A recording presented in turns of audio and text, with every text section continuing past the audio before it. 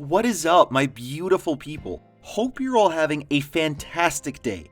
Exile451 here again with you for another daily dose of Reddit Happy. Real quick, I'm not going to have a video tomorrow as it's the 4th of July and I've got some plans. But we'll be back on our normal schedule after that. Going to r/AskReddit today though to talk about some everyday heroes. Be sure to like the video and subscribe if you enjoy what you see. Now sit back, relax, and let's hear about some thrilling heroics.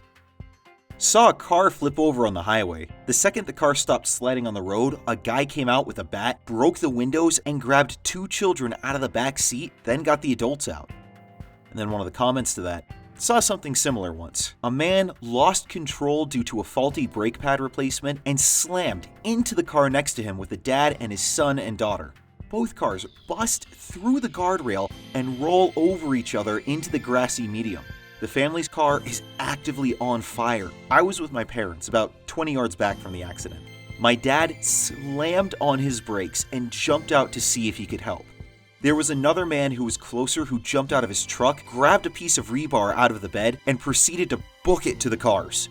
He smashed the windows of the family's car as my dad ran up, and they both pulled the kids out. The dad was wedged in there, and they were trying their hardest to get him out, when suddenly, the other driver in the accident appeared and pulled with Herculean strength to shift the steering column so my dad and the Samaritan could get the dad out. The car never exploded, and the worst injury was a collapsed lung and some broken ribs for the father. The kids had minor bruising and cuts, and the other driver had a gash on his head, and his hands were totally messed up from pulling on the door frame and steering column the way he did.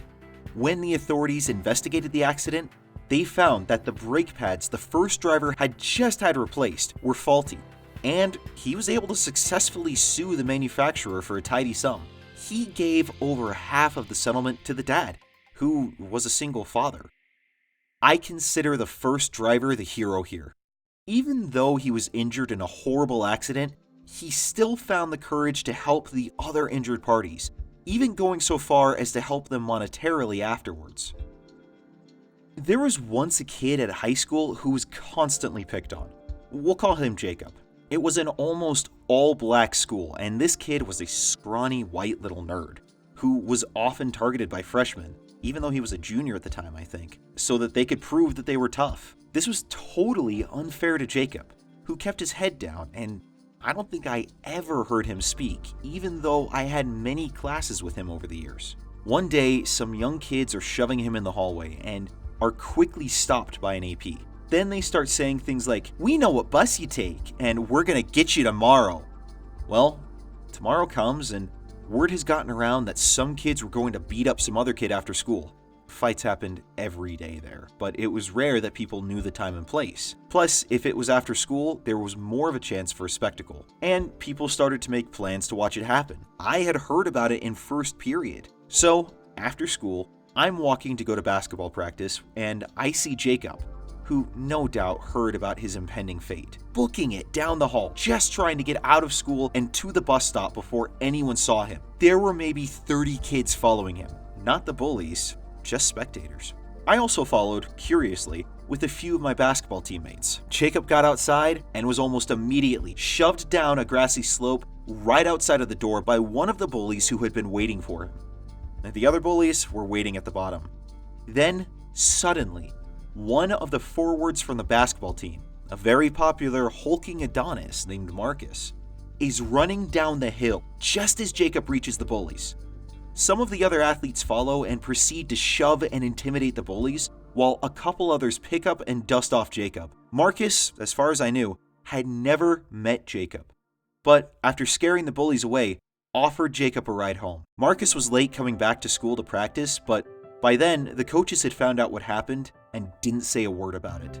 I saw the whole thing go down and regret that I didn't get involved myself. This was an act of pure goodness on Marcus's part, and it inspired several others to go do the right thing and help that poor kid.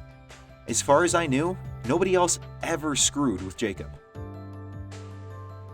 It was my 21st birthday, and friends and I decided to go to Rockville Center, in Long Island, to go to some bars. The The night was winding down when my girlfriend and I decided to go to the train station to get on the train home. When we got on the platform, I ran into two kids that I went to high school with.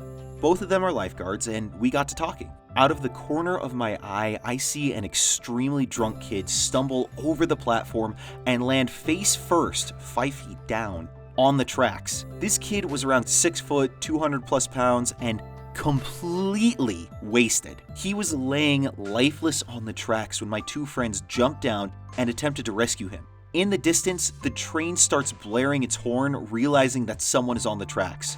My friends attempt to haul him up, but he is resisting them and throwing punches. When the train is around 50 feet away, one of the kids jumps back on the platform and hauls the drunk kid up. With literally 1 second to spare, the one who was pushing the drunk kid from the tracks gets on the platform, barely getting his feet up in time. This was so amazingly heroic, and these two kids are amazing, while I was beta. I was sitting at the window seat in a restaurant once, and outside, I saw this big guy in the crowded high street start wailing on his girlfriend. Full-on head punches. Everyone was standing around watching.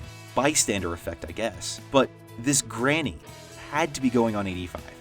Looks around in disbelief at all the gawking onlookers, then hobbles over to him and starts beating him around the head with her handbag. The guy was stunned. I think he knew he couldn't fight the old lady back because she'd broken the bystander effect and the crowd would lynch him. So he just fended off as many blows from the handbag as he could, then ran away.